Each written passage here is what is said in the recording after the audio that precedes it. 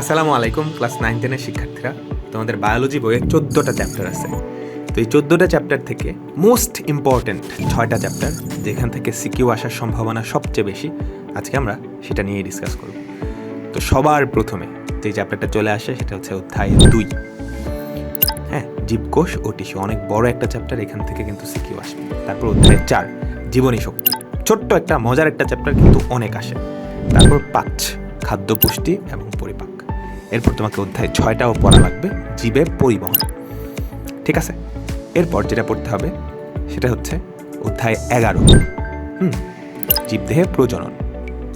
এরপর অধ্যায় 12, জীবের বংশগতি ও বিবর্তন। সো এই 6টা চ্যাপ্টার তোমাকে পড়াই লাগবে। এরপর আরও একটা চ্যাপ্টার যেটা পড়া উচিত সেটা হচ্ছে রেচন। তো এই চ্যাপ্টারটা অধ্যায় 8 যেটা। তো এই 7টা চ্যাপ্টার পড়লে আশা করা যায় যে তুমি সিকিউতে ফুল মার্কস পাইতে পারো। কেমন? তো ডেফিনেটলি আরও যদি ভালো করতে চাও বা রিস্ক ফ্রি থাকতে চাও, সেক্ষেত্রে 14টা চ্যাপ্টারই পড়া উচিত তোমার। আর কিভাবে পড়বা?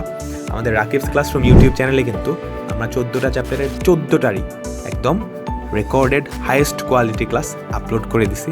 তোমরা জাস্ট ওই ক্লাসগুলো করবা, ইনশাল্লাহ এর বাইরে তোমার আর কিচ্ছু লাগবে না।